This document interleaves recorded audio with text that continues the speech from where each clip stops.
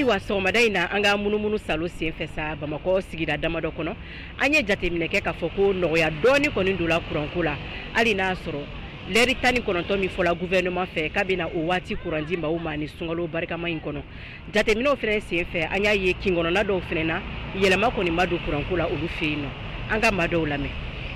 Tiɲɛ yɛrɛ la san kɔni nɔgɔyaba donna kurantigɛ la ne b'i Bulukasumugu la camanba de bɔra la fɔlɔ kuran tun bɛ tigɛ ka temps mun kɛ san kɔni bɔra la a calcul kɔni tɛ n bolo k'a fɔ o jateden tɛ n bolo mais camanba de bɔra la u ye nɔgɔya min kɛ sunkalo in na hali ni sunkalo banna u ka continuer quoi u kana a tigɛ quoi sinon an bɛ ka don funteni na dɛ.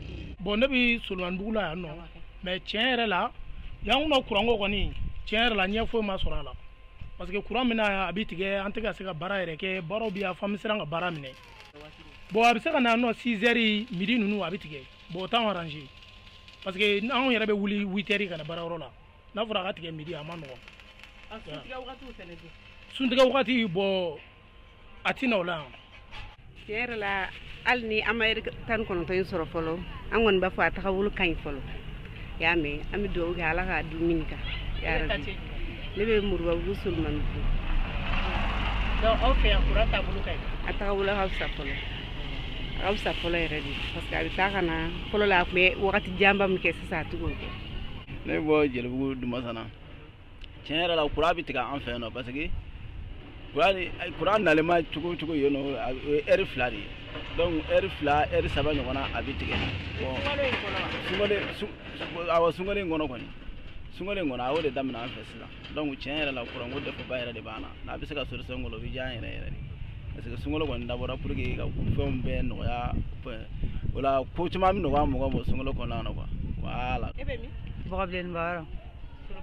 Ayiwa aw fɛ yen nɔ kuranko bɛ cogo di? Kuran kɔni a kun bɛ tigɛ sisan dɔɔni bɔra a la a bɛ na dɔɔni dɔ bɔra a tigɛli la. Ayiwa e ka welewelekan ye jumɛn ye nin sunkalo kɔnɔna in na? An ka welewele kɛ Ala ka sunkalo timɛ jira an na k'a kɛ sini kɛnɛ ye k'a timɛ ko ɲuman jira an na. An k'a dɔn k'a fɔ kuranko gɛlɛya Mali jamana kɔnɔ yan nɔ a dogolen tɛ maa si la fɛn min yɛrɛ kɛla sababu ye ka fiɲɛba lase maaw ka baaradaw ma l'heure 19 min yɛrɛ fɔla gouvernement fɛ k'a bɛna o kɛrɛnkɛrɛnni ka o waati di maaw ma ni sunkalo barikama in kɔnɔna na aw bɔra ka maa dɔw ka laselikanw lamɛn sisan Bamakɔ sigida caman bɛ yen nɔ a ko kɔni ma waleya olu fɛ yen fɔlɔ. Ministre min yɛrɛ ɲɛsilen bɛ kuranko ni jiko ma Mali jamana kɔnɔ yan nɔ ale y'a jira kabini ni laselikɛla gouvernement fɛ ko jamanadenw k'u ka salenw sara yaasa nin ko in yɛrɛ ka fanga sɔrɔ nin kalo barikama in kɔnɔna na. Mariam Kuyate ka laselikan don ka bɔ Bamako VOA Banbara tɔgɔ la.